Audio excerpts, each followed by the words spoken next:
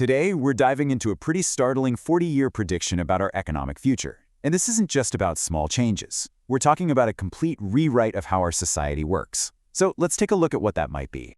So this is the line that really kicks the whole thing off. The idea here isn't just that change is on the way. It's that the speed and the sheer scale of it will be unlike anything we have ever seen before. And it all gets set off by one single pivotal event. And this is it, the Great Disconnection. The prediction is that within just a few decades, AI and machines will be creating most of the world's economic value. And that makes the whole idea of a salaried job, well, kind of obsolete.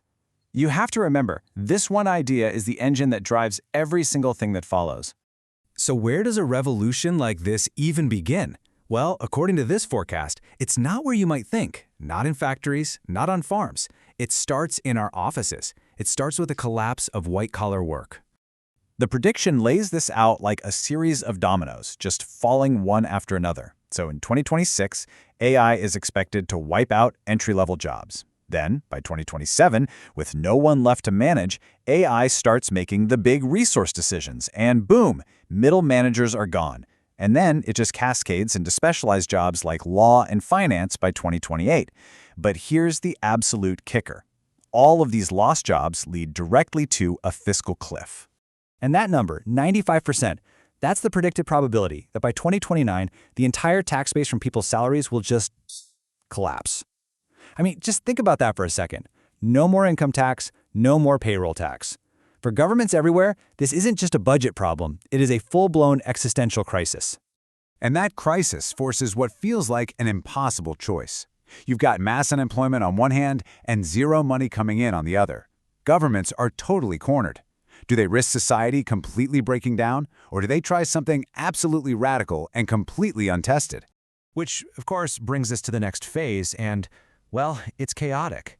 This is a period of revolt, of conflict, and a really desperate attempt to rebuild society from the ground up.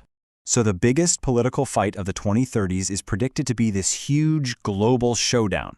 On one side, you have the people demanding that the incredible wealth being generated by AI gets taxed, a robot tax, to pay for a universal basic income.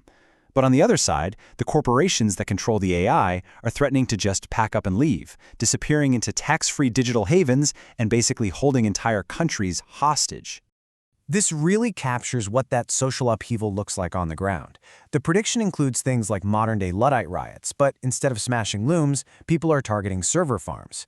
It also sees the almost certain collapse of our pension systems and the rise of a mandatory civil service just to qualify for a basic income. Even our cities totally transform, with all those empty office towers being converted into massive vertical farms. Okay, so after all the dust from that chaos settles, what does life actually look like day to day? Well, the prediction paints a picture of a world that is defined by a really fascinating paradox. On the one hand, it's a utopia of abundance, right? With AI and robotics running pretty much everything, production costs plummet. Food, housing, energy, gadgets, everyone's basic needs are met. The economic problem of scarcity, which has literally defined all of human history, it's just solved. But, and this is a huge but, this material paradise has a really dark side. A psychological dystopia. I mean, when you don't have to do anything to survive, what do you do all day? The prediction sees this global epidemic of boredom, a deep crisis of purpose. The challenge isn't earning a living anymore, it's finding a reason to live. And that shift in what we're looking for completely reshapes our idea of value. With all our physical needs met and the real world feeling kind of empty, value just migrates online. This prediction claims that buying digital land in whatever the dominant metaverse is will become more expensive than buying a physical apartment. Why? Because that's where status, community, and meaning are now being built. And this leads to such a cool twist. In a world where a machine can 3D print a perfect copy of literally anything, what becomes the ultimate luxury item? Human imperfection.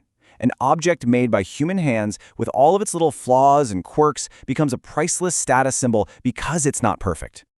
All right, this brings us to the final and, frankly, the most speculative part of the prediction. This is where the actual definitions of value, of status, and even of humanity itself start to completely unravel. So, how we measure a person's worth is predicted to evolve like crazy. It starts with what we know now, your job title, your wealth. Then it shifts to your influence and your reputation in the digital world. And finally, the last step, it becomes about your biology. The new elite gains status through cognitive and physical augmentations. It's not what you own, it's what you are. This fundamental shift completely rewrites our economic systems. Money, as we know it, dollars, euros, it just loses its meaning. The new universal currency becomes energy, joules and kilowatt hours. Your bank account is simply your level of access to the global energy grid. And your credit score. It's not about debt anymore. It's a rating based on your personal, biological, and behavioral data. Ultimately, this whole 40-year transformation is predicted to forge a brand new kind of human. We're no longer Homo sapiens, wise man, defined by our work and our need to survive. We become Homo Ludens, man who plays. With machines guaranteeing our survival, humanity's purpose shifts entirely to things like creativity, exploration, and art. And so this entire massive prediction really just boils down to this one question. It's a future that's both a utopia of endless abundance and maybe a dystopia of existential dread. The technology might solve all of our external problems, but it leaves us with the ultimate internal one. What is the point of it all? And what would you do?